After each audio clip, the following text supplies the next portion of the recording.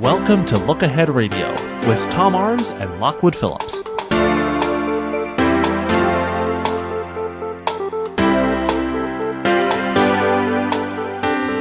It's Viewpoints Around the World this evening with Tom Arms, joining us this time from this side of the pond. Of course, Tom Arms with LookAheadNews.com and Look Ahead Radio is joining us live this evening. Usually we are forced to pre-tape this because of his need for beauty sleep, which we won't get into the details of that, but be that as it is, he's now with us live this evening. I'm looking forward to this conversation. As always, you're welcome to join us by phone, 252 area code 247-7282, 910 area code 353-4674, and toll free, of course, 800-818-2255, via email at viewpoints with an S, viewpointsradio@hotmail.com.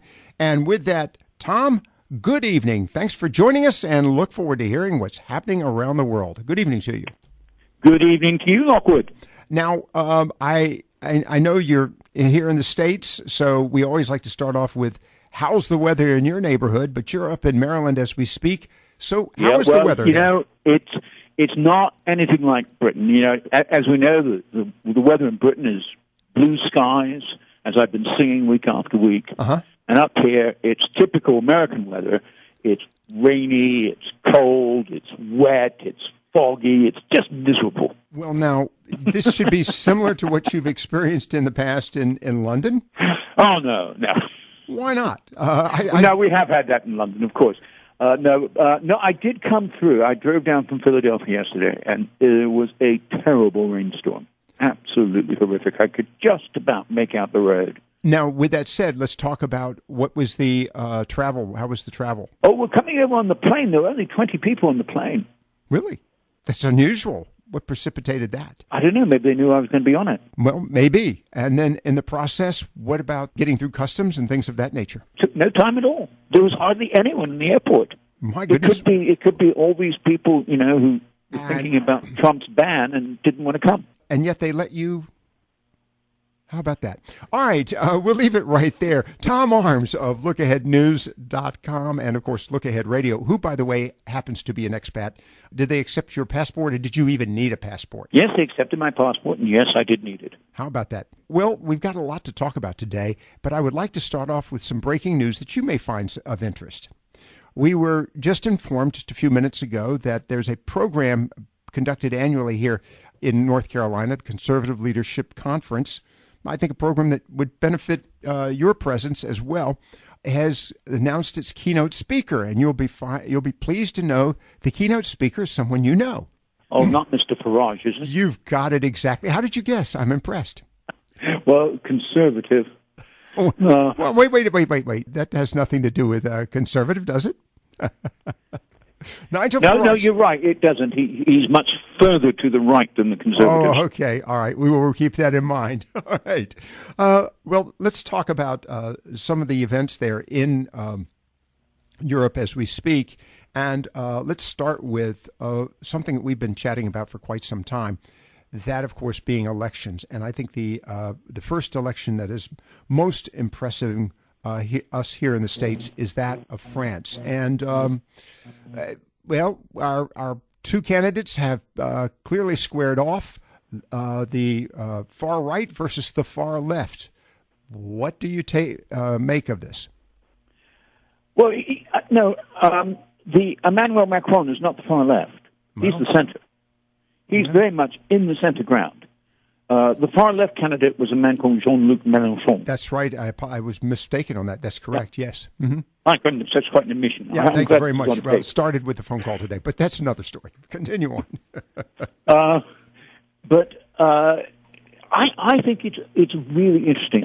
We're beginning to pick up some really interesting trends from the French elections, the Dutch elections, the American Brexit, and everything else, and how the developed world is thinking politically and how it's working. And I think one of them is that the threshold for new ideas and new political parties is being lowered.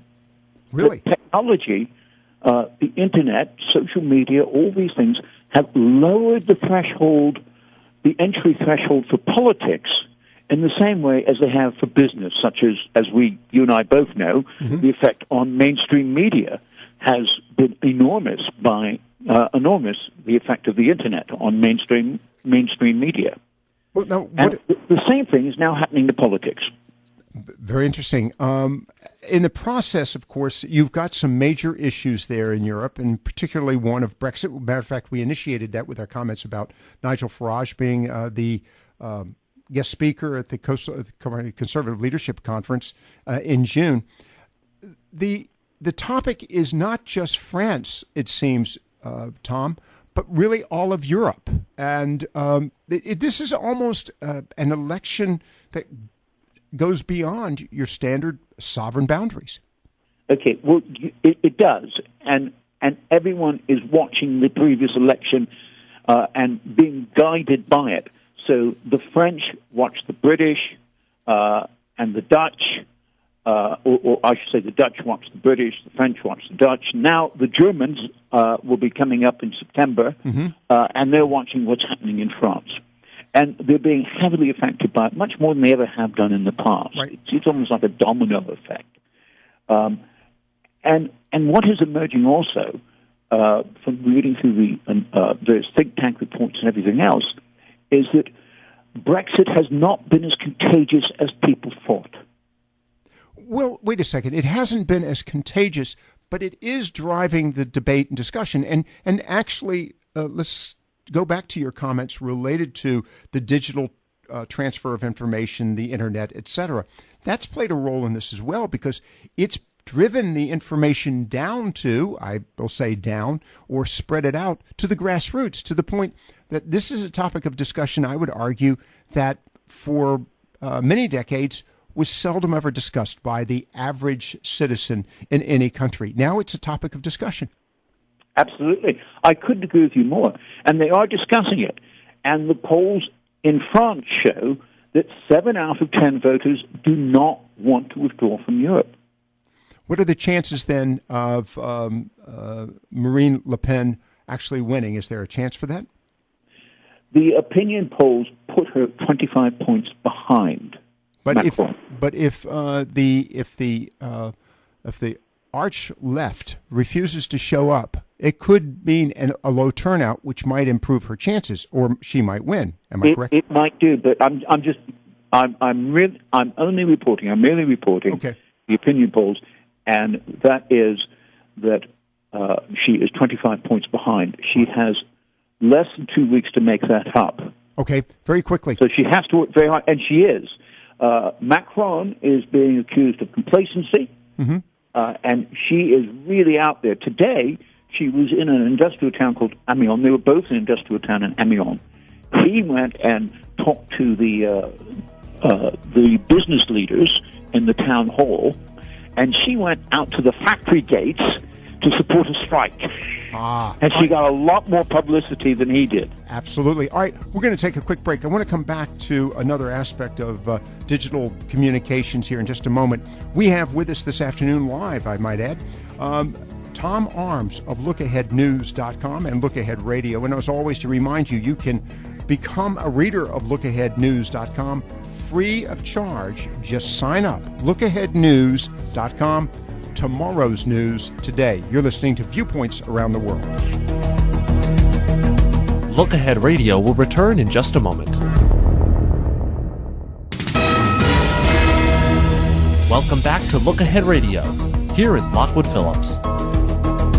Viewpoints Around the World with Tom Arms of LookAheadNews.com and, of course, Look Ahead Radio as well. And, of course, Look Ahead Radio heard every Friday afternoon here on the talk station and radio stations around the world, literally. I'm not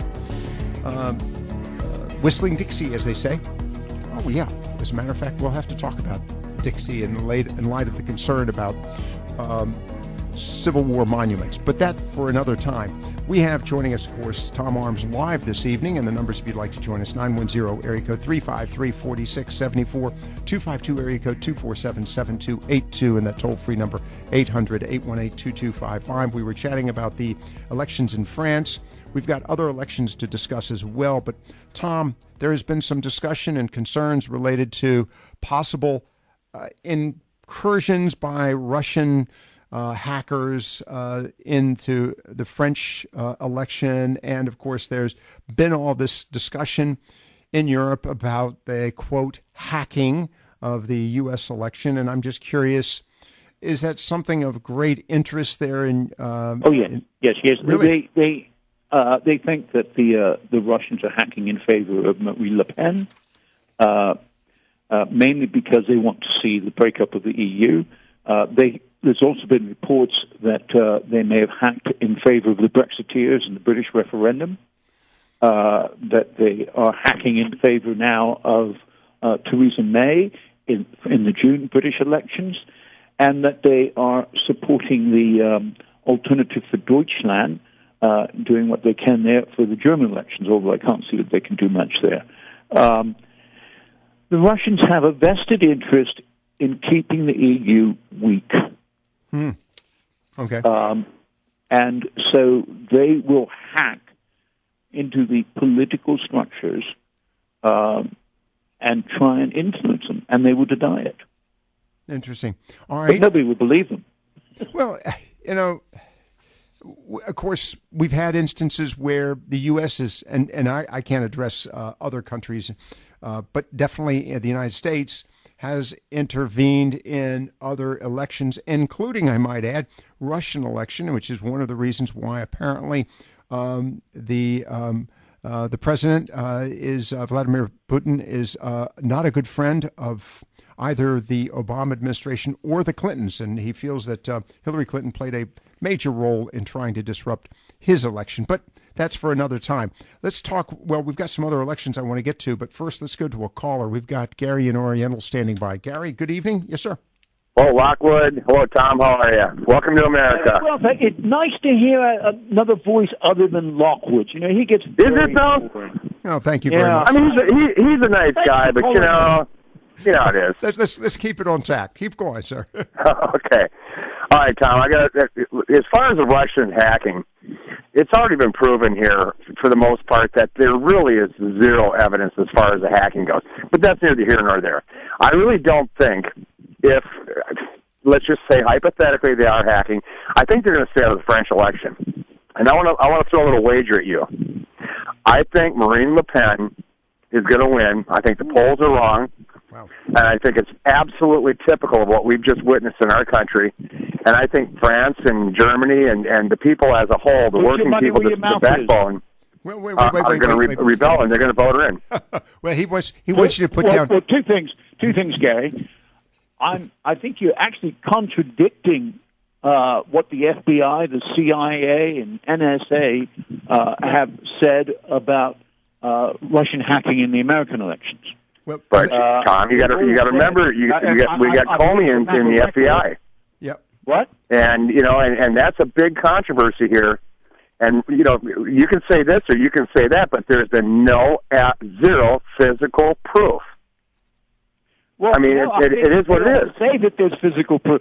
They've all actually come up with it. What they have not come up with is that there was any collusion between the Trump administration or the Trump campaign and the Russian government to work hand in glove on the hacking. So there's no evidence of collusion, but there's evidence of hacking. Well, now whether evidence is evidence, but there's not solid proof. But there is solid proof that the Obama administration was doing surveillance on a candidate for the United States of America. And if you step back a little bit, it was also proven that Barack Obama was interfering with the Israeli election, and as a matter of fact, it also has been proven that recently he is trying to get involved in the French election, because I truly do believe that Marine Le Pen is going to win, and I think she's doing exactly what Donald J. Trump did and she's going to get in there, and she's going to get with the masses of people in the country that aren't the front runners, or the working class. All right, I'm quite happy to suggest that you put your money where your mouth is. I will wager you $100. I will. Wait. We'll hold that for off air. Is that £100 or is that $100? Because I need to check the rate of exchange. We'll hold this for off air. I've got to be careful by gambling on air. But number two, I want to move on. Gary, stand by. We're going to keep you on. We'll talk about this in a few moments. I'm going to put you on hold, but I don't go anywhere. I'm going to put Gary on hold. I want to go back to something with you, Tom, very quickly, and I'm going to move on to the other elections as well. Tom Arms, of course, of LookAheadNews.com and LookAhead Radio.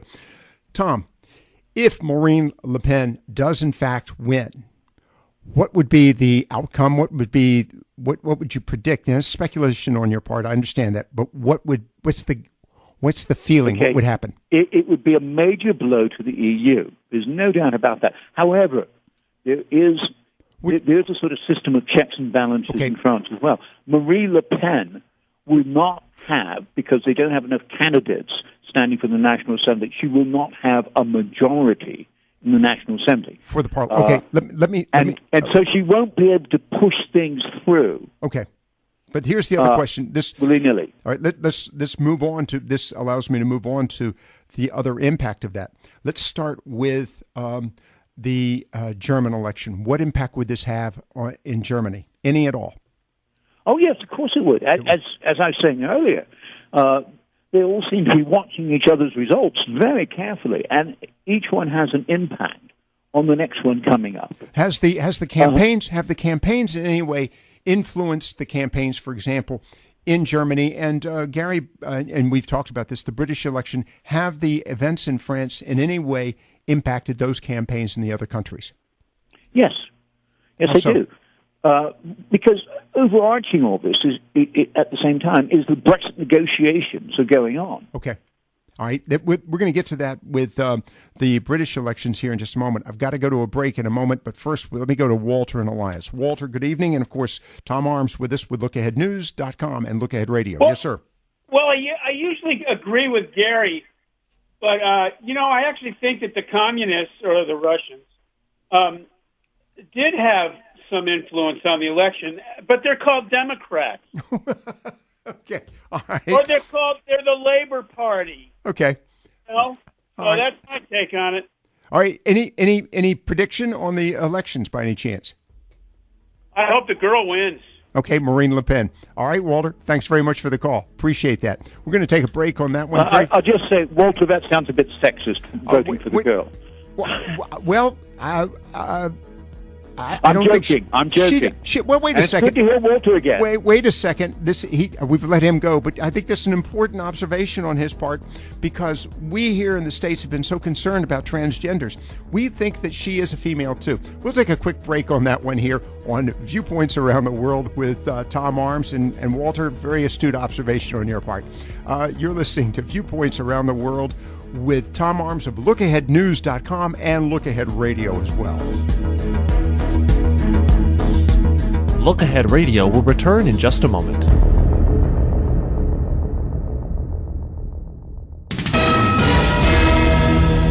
We now return to Look Ahead Radio. Here is Lockwood Phillips. Viewpoints Around the World with Tom Arms of LookAheadNews.com and, of course, Look Ahead Radio. And Tom is joining us live this evening. He's here in the States. We're going to get to his observations about his visits here in a few moments. But first, Tom, let's go back very quickly to the French election. And I asked you a moment ago off air, or actually made a statement. I thought the election was going to be extremely close. And you agreed with me. I'm impressed. Why? Well, I didn't necessarily agree with you in the sense that I thought it was going to be that close. But I did say that Marie Le Pen would do better than she did in the first round.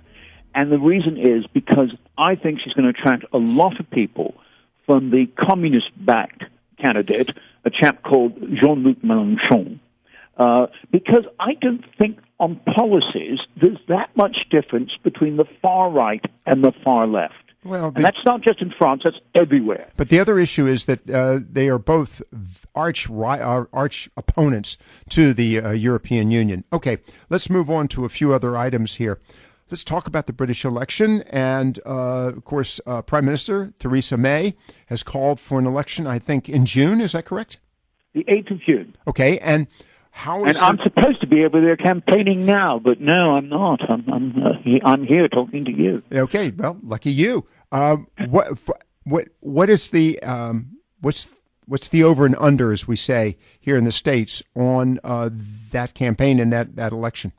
Well, it's really interesting. It's a lot of people are focused on the Labour Party and their leader Jeremy Corbyn, who seems to be very adept at taking aim at his foot and shooting himself in the head. Not very astute, but go ahead. Yes. And I give you an example. I mean, nobody likes paying more taxes. Right. So the high rate of tax in Britain starts at about $200,000. That is the highest rate of tax. And he wants to lower it to $80,000. Wow. Now, that's a lot of people who are going to be paying the top rate of tax. That is not a good vote getter. No, it's not.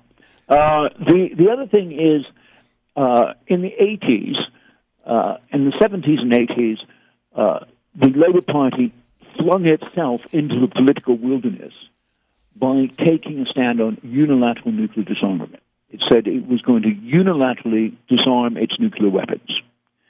And that was firm party policy. Tony Blair came along, and he reversed that. He said, no, we're not going to do that. And it won him votes. People do not want to give up the nuclear weapons. Mm-hmm. One of the people who was opposed to that back in the 80s and 70s was Jeremy Corbyn, and he's not changing his mind. He's saying it may be party policy, but I may change it if I become prime minister. Oh, okay. Let's talk back on the issue of Germany very quickly in the German election.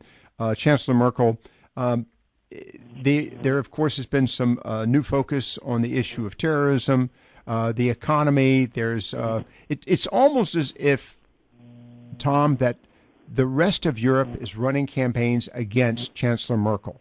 That's just a quick observation. I think you're way off base there. Okay. First of all, but having said that, she's actually dropped in the polls. Right.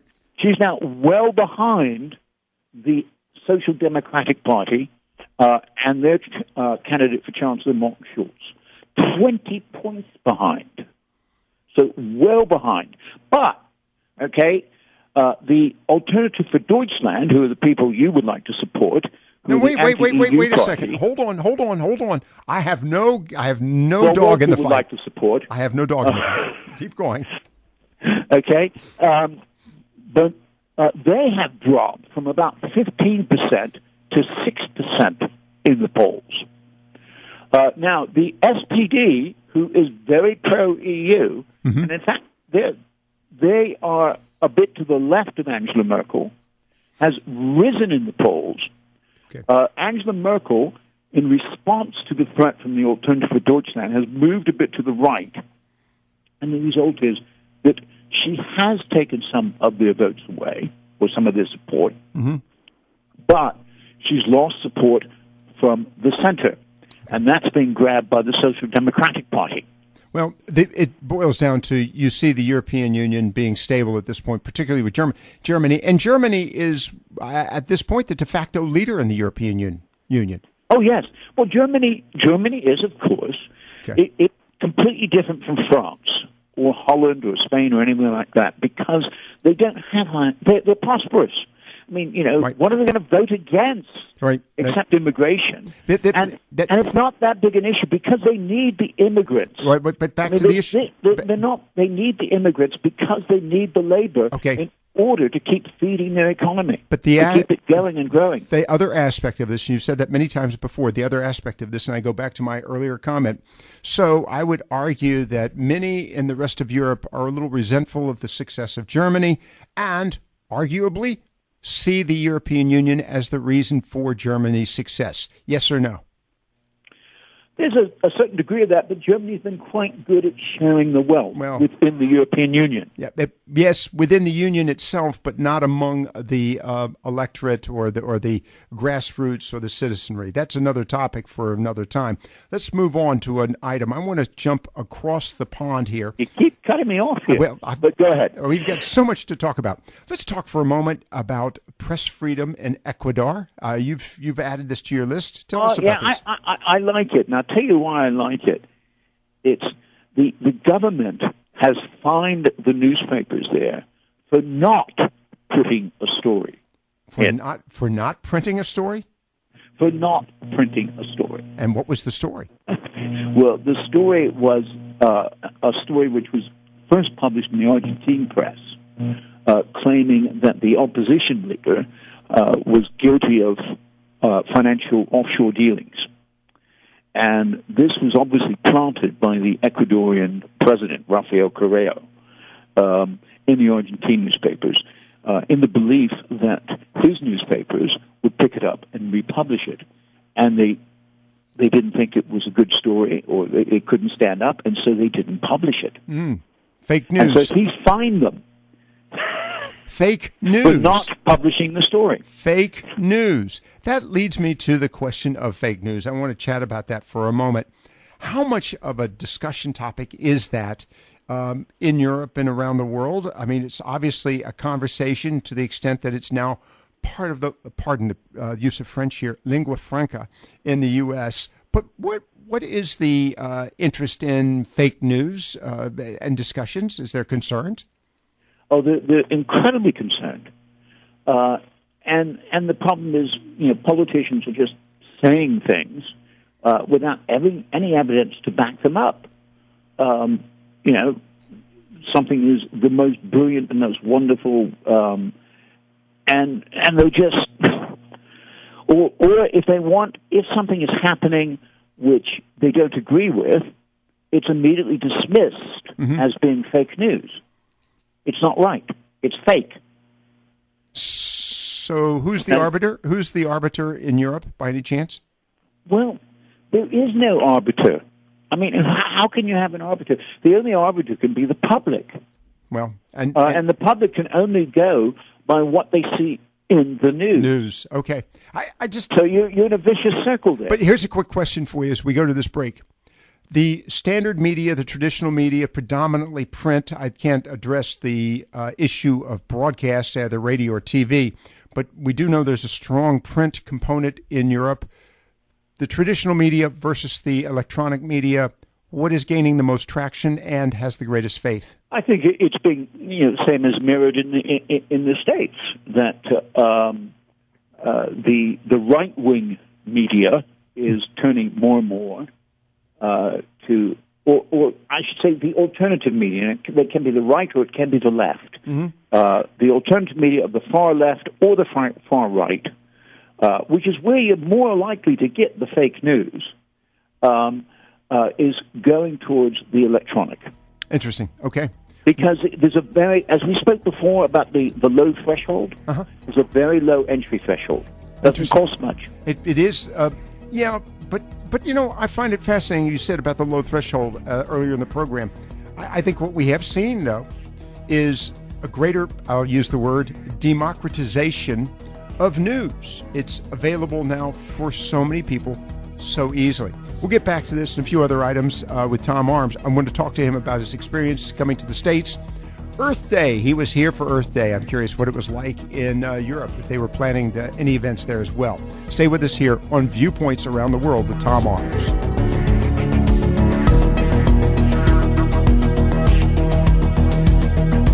Look Ahead Radio will return in just a moment.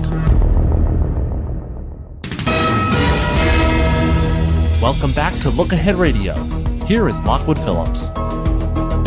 Viewpoints Around the World with Tom Arms of LookAheadNews.com and Look Ahead Radio. Tom, as we wrap it up this evening, let's talk about your visit to the States. You arrived in time for Earth Day. Question, were you impressed with this March for Science? Did they march for science in Europe, or they just practice science? They had March for Science all over the world. There's 193 countries that recognize Earth Day, and almost all of them did something. Well, I mean, they march for science, or they just practice science in Europe? We march for it. We don't really have to worry about practicing. They march and practice. Oh, okay. You know, good. I think there's a feeling. There's feeling that there's growing intolerance towards experts. No. And No. It's some questions as to why there is no diversity within the scientific community, but that's what we say here in the States. Let's talk about the other issues in the U.S. since you've been back. What is your feeling? Is there what? Well, I've stayed with a number of friends, and all my friends, unfortunately, are loony liberals. I was hoping I can't imagine more Trump supporters. You know, but they all agree with me. I'm the loony London liberal, and so it was a lot of vitriol being directed towards President Trump. Okay. Nobody I met liked President Trump at all. The complete opposite of Gary and Walter. Okay. Here's my question. Were any of those folks, any of your friends, planning to leave the country? We had a lot of folks who had expressed that desire if he won the election, and of course he won the election. I'm just wondering, have you found anybody who's leaving? One of them is talking about moving to Canada. Okay. But by the way, did you see the comment?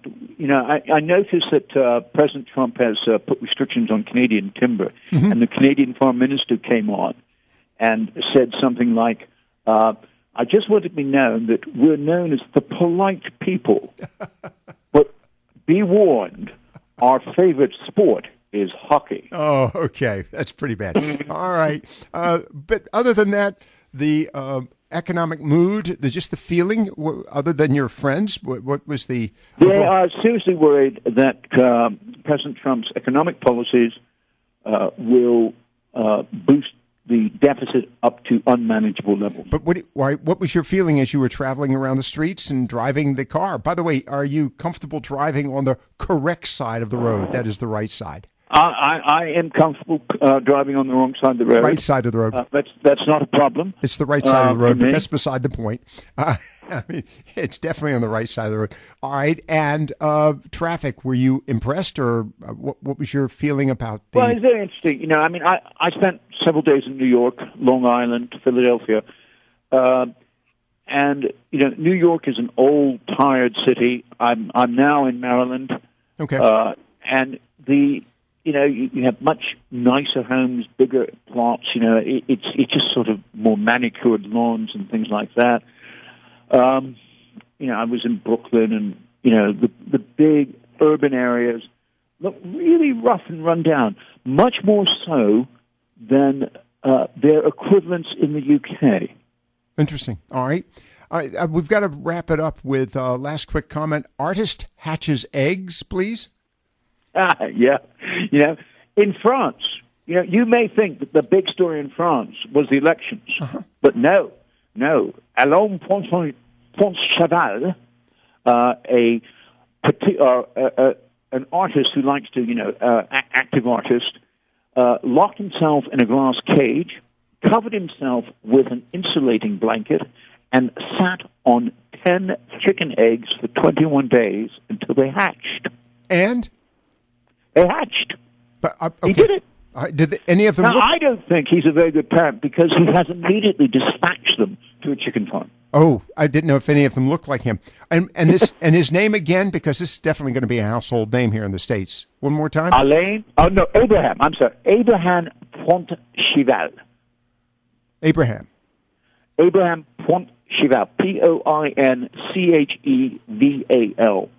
Trust me, we will be watching with great interest about his new artistic endeavors. He's an artist. He's an artist. And did he do that on Earth Day by any chance? No, I don't think he did. I think he did it just before Earth Day because he couldn't quite time. He didn't know how long it was going to take. I'm really upset with him that he gave away his children. His children. All right. Tom Arms of LookAheadNews.com and Look Ahead Radio. Look Ahead Radio heard every Friday afternoon here on this station, of course, stations around the world. And remember, tomorrow's news today at lookaheadnews.com.